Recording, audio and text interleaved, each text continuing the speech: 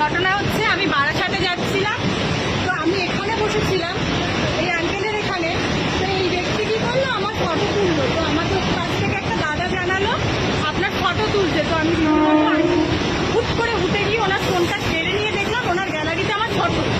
তো দেখলাম আরও অনেক ওইভাবে অনেক বাজে বাজে ফটো আছে। তো এই ভাইগুলো আমাকে হেল্প করলো। আমাকে একটু বলো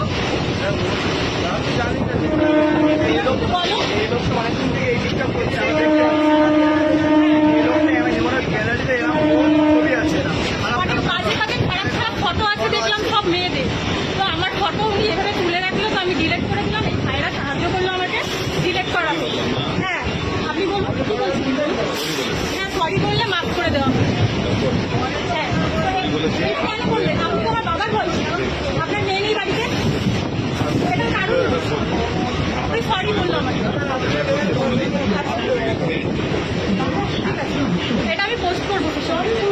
ঠিক আছে কি করবো করবো কি বললেন?